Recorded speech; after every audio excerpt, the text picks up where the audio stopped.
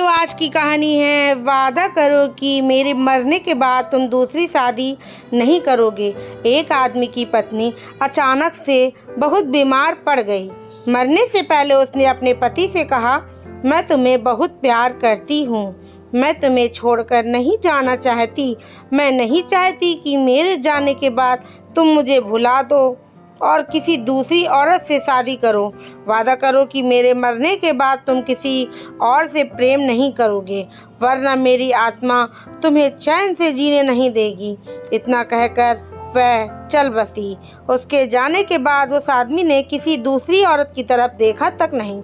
एक दिन उसकी मुलाकात एक ऐसी लड़की से हुई जिसे वह चाहने लगा। बात बढ़ते बढ़ते शादी तक आ गई और उनकी शादी हो गई।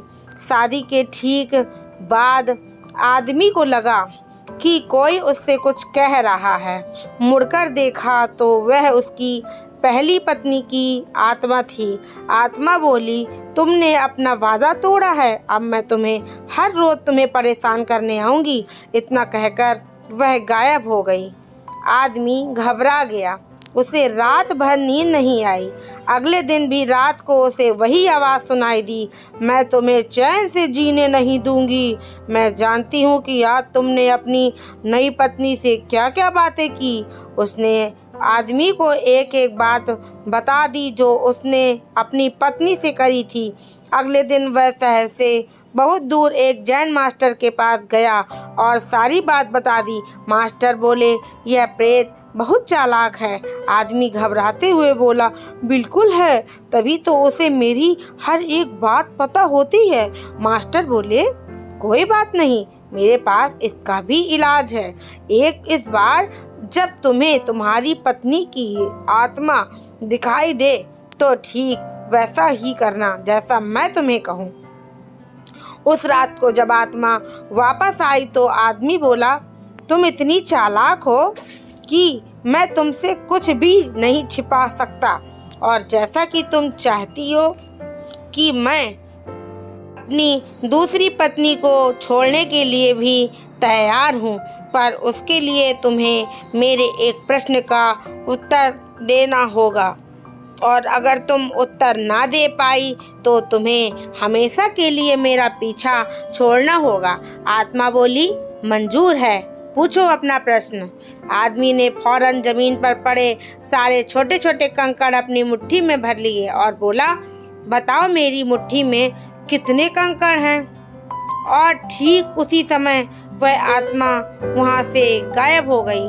कुछ हफ्तों बाद वह एक बार फिर से जैन मास्टर के पास उनका शुक्रिया अदा करने पहुंचा। आदमी बोला, मास्टर, उस भूत से पीछा छुड़ाने के लिए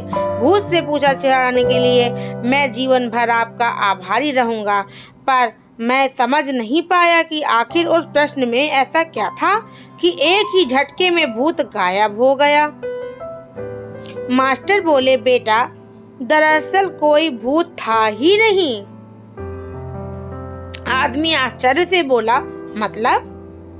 मास्टर ने समझाया, हाँ, दरअसल दूसरी शादी करने की वजह से तुम्हें एक अपराध बोध महसूस हो रहा था और उसी वजह से तुम्हारा दिमाग एक भ्रम की स्थिति पैदा कर तुम्हें भूत का अनुभव करा रहा था। आदमी ने पूछा, अगर ऐसा था तो वह मेरी हर एक बात कैसे जान जाता था? मास्टर मुस्कुराकर बोले, क्योंकि वह तुम्हारा बनाया हुआ एक भूत था, इसलिए जो कुछ तुम जानते थे वही वह भी जानता था, और यही कारण था कि मैंने तुम्हें वह कंकड़ वाला प्रश्न पूछने को कहा, क्योंकि मैं जानता था इसका उत्तर तुम्हें भी पता होगा और इसलिए भूत भी इसका उत्तर नहीं दे पाएगा और तुम्हारे दिमाग की ही उपज से छुटकारा मिल जाएगा। आदमी अब पूरी बात समझ चुका था। उसने एक बार फिर मास्टर जी को धन्यवाद किया और अपने घर लौट आया। फ्रेंड्स, कई बार हमारे मन में भी किसी पुरानी बात को लेकर गलत भावनाएं रह जाती हैं, पर अधिकतर मामलों में हम किसी पुरानी घटना को याद कर अफसोस करते हैं और कभी कभार खुद पर क्रोधित भी हो जाते हैं। ऐसा बार बार करना गलत है। अपने भूत की वजह से अपने भविष्य और वर्तमान को बिगाड़ने में कोई समझदारी नहीं है। इसलिए अगर आप भी किसी पुरानी घटना की वजह से अपराध बोध महसूस करते हैं तो ऐसा ना करें। गलतियां करना मनुष्य का स्वभाव है, सभी करते हैं। जीवन में आपने भी कई गलतियां की होंगी, लेकिन कोई बात नहीं, उस घटना को पीछे छोड़ो और आगे बढ़ें।